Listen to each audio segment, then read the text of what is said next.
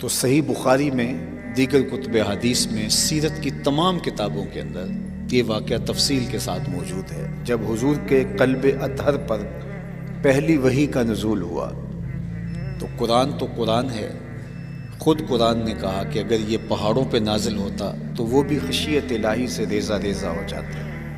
یہ تو حضور کا قلب اطہر تھا کہ اس بوجھ کو سہار گیا، ورنہ قرآن تو اپنی ہیبت رکھتا ہے، لیکن اثرات حضور کے قلب اطہر پہ ہوتے ہیں اور آقا کریم محسوس کرتے ہیں جس طرح سخت سردی ہے۔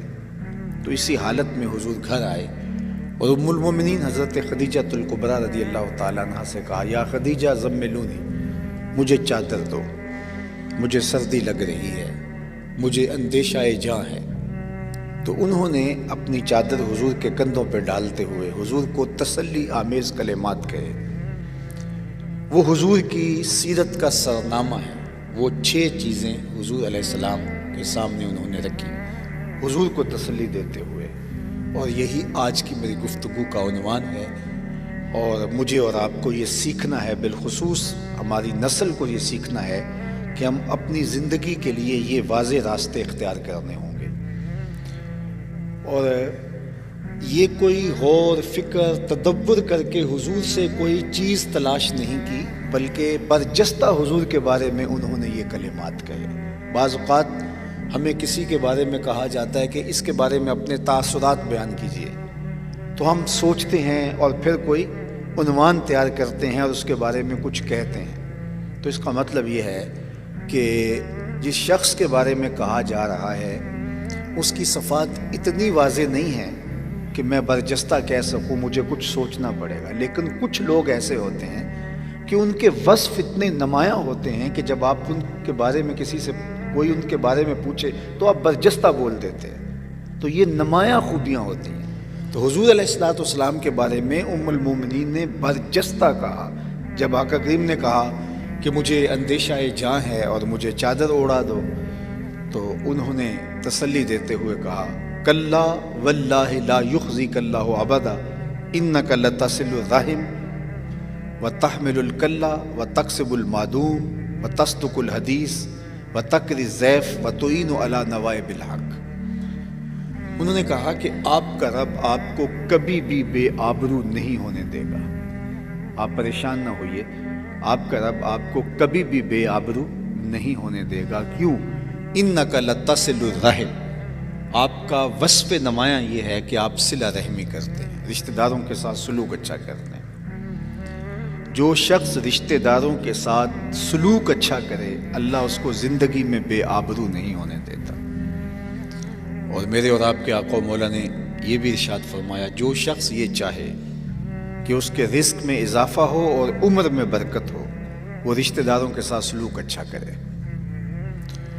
عمومی طور پہ ہم کہتے ہیں کہ اگر کوئی 2 قدم پیچھے ہٹے گا تو ہم 4 قدم پیچھے ہٹیں گے۔ تو یہ پھر کیا کمال ہوا؟ وہ 2 قدم پیچھے ہٹا اور آپ 4 قدم پیچھے ہٹ گئے، تو یہ تو فاصلے بڑھنے شروع ہو گئے۔ 2 قدم وہ پیچھے ہٹا، 4 قدم آپ پیچھے ہٹ گئے، تو 6 قدم کا فاصلہ بڑھ گیا۔ اب مزید وہ 2 قدم پیچھے ہٹے گا تو آپ پھر 4 قدم پیچھے ہٹ جائیں گے۔ تو یہ کیا کمال ہوا کہ جو اس نے کیا آپ اس سے 2 گنا وہی کر دیا؟ نہیں میاں، وہ 2 قدم پیچھے ہٹے گا تم کو ہم پیچھے نہیں ہٹنے دیں گے، ہم تجھے بھی جیت لیں گے ایک دن محبت کے زور پہ نہ دیں گے۔ حضرت عقبہ بن عامر رضی اللہ تعالیٰ عنہ کو حضور نے وصیتیں کی تھی، ان میں سے 3 وصیتوں کو وہ بیان کرتے ہوئے ارشاد کرتے ہیں کہ آقا کریم نے کہا تھا، سل من قطعک سل من قطعک وات من حرمک واعف عمن ظلمک، جو تجھ سے تعلق توڑے تو اس سے تعلق جوڑ، جو تیرے سے زیادتی کرے تو اسے معاف کر دے، اور جو تجھے محروم رکھے تو اس کی جھولیاں بھر دے۔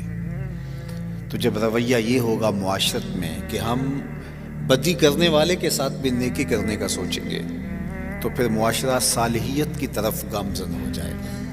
اور ہم اگر یہ طے کر لیں کہ جو اینٹ اٹھائے گا ہم پتھر اٹھائیں گے، جو 1 قدم پیچھے ہٹے گا ہم 10 قدم پیچھے ہٹیں گے، تو پھر معاشرہ جو ہے وہ بہت باہمی بود کا شکار ہو جائے گا، پھر معاشرہ نہیں رہے گا۔ چونکہ میں اور اگر یہ طے کر لیں کہ جو میرے مطابق ہے اور جس کی فکر میری مطابقت میں ہے تو میں اسی کے ساتھ چل سکوں گا، تو پھر آپ کسی کے ساتھ بھی نہیں چل سکیں۔ چونکہ دو لوگوں کے درمیان کلی موافقت پائی ہی نہیں جاتی۔ جس طرح اللہ تعالیٰ نے دو لوگوں کے نشانات انگوٹھا ایک جیسے نہیں بنائے، دو لوگوں کی شکلیں ایک جیسی نہیں بنائی، دو لوگوں کی آواز ایک جیسی نہیں بنائی، اللہ تعالیٰ نے دو لوگوں کو مزاج بھی ایک جیسا نہیں دیا۔ یہ تنوع جو مزاج کے اندر ہے یہ اللہ تعالیٰ کی شان ہے۔ ہمارے ماہرین کہتے ہیں جو نفسیات کے ہیں کہ دو لوگوں کے مابین کلیتاً موافقت اگر پائی جائے، جس کو لوگ کہتے ہیں یہ بالکل ایک فکر کے شخص ہیں، تو وہ بھی 80% ہوگی، 20% تفاوت وہاں بھی ہوگا۔ یعنی اگر دو اشخاص کے بارے میں یہ رائے ہو، پوری قوم کی رائے ہو کہ یہ بالکل ہم فکر ہیں، ہم آہنگ ہیں، ہم خیال ہیں، تو اگر کسی کے بارے میں یہ کہہ دیا جائے تو پھر بھی وہ موافقت 80% ہوگی، 20% پھر بھی تفاوت ہوگا، تو پھر وہ 20% چیزیں برداشت کرنا پڑیں گی تو پھر ہی چل سکیں گے، ورنہ میاں بیوی نہیں چل سکتے اگر ایک دوسرے کو برداشت نہیں کریں گے۔ میرے اور آپ کے آقا و مولا نے کتنی خوبصورت بات ارشاد فرمائی کہ اگر عورت کی تمہیں کچھ چیزیں ناپسند ہوں گی تو کچھ ایسی بھی تو ہوں گی جو تمہیں پسند ہوں گی۔ گھروں کو جوڑنے کے لیے کتنا خوبصورت فارمولہ دیا۔ تو جب ہم کسی کو دیکھتے ہیں تو اس کی خوبیاں دیکھتے ہیں، نہ یہ ہے کہ جب ہم اس کی خامیاں دیکھنا شروع کر دیں تو پھر کوئی بھی شخص ایسا نہیں ہے سوائے انبیاء کی ذوات کے کہ جو خامیوں سے مبرہ ہو۔ اور پھر کیا ہوگا کہ ہم ایک تو کسی کو خامیوں سے مبرہ سمجھ نہیں پائیں گے اور ہم اس وجہ سے اس کو ترک کر دیں گے، یا پھر ہے کہ جو میرے سوچنے سمجھنے کا انداز ہے وہ اس کا نہیں ہے، یہ میری موافقت نہیں رکھتا تو لہٰذا میں اس کے ساتھ نہیں چل سکتا، تو معاشرہ پھر تشتت اور افتراق کا میں مبتلا ہو جائے گا۔ تو معاشرے کے اندر جو تعلق توڑنے کی شعوری کوشش بھی کرے اس کے بھی کہا گیا کہ سل من قطع کا، جو کینچی لے کر آئے تو سوئی لے کے آگے بڑھ جائے اور سینے کی کوشش کر، پرونے کی کوشش کر۔ واف امن ظلم کا، اور جو تیرے پہ زیادتی کرے تو اسے معاف کر دے۔ اب ہر شخص بدلہ لینے پہ اتر آئے تو معاشرے پر تو ہر وقت جنگ و جدل کا ماحول طاری رہے۔ سویر سے لے کر شام تک ہم کتنے لوگوں کو معاف کرتے ہیں، لیکن اس لیے معاف کرتے ہیں کہ ہم بدلہ لے نہیں سکتے۔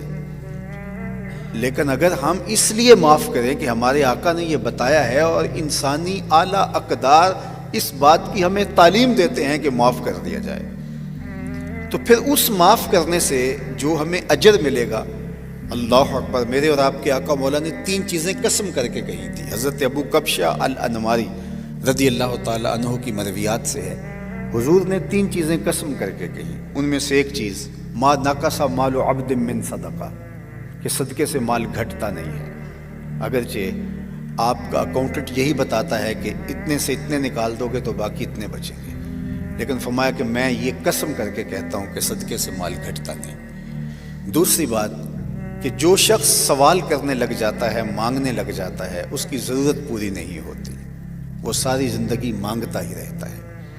تیسری بات فرمائی کہ میں اس بات پہ بھی قسم دیتا ہوں کہ جو کسی کو معاف کر دے اس کی عزت میں کمی نہیں آئے گی۔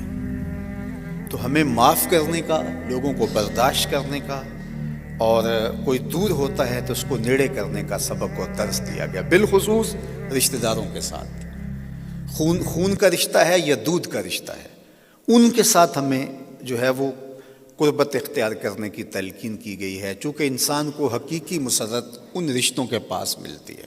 اگرچہ میں دور موجود کے فتنوں سے آگاہ ہوں کہ رشتہ دار ناک میں دم کر دیتے ہیں، اور رشتہ داروں سے نبھانا کوئی اتنا آسان کام بھی نہیں ہے، لیکن مشکل کام بھی کرنا ہے، اور ہمارے دین نے ہمیں یہ تلقین فرمائی ہے کہ، اور میرے حضور کا نمایاں وصف جو مومنین نے بیان کیا وہ یہی بیان فرمایا، اِنَّکَ لَتَصِلُ الرَّحِمَ، آپ صلہ رحمی کرتے ہیں، رشتہ داروں کے ساتھ آپ کا سلوک مثالی ہے۔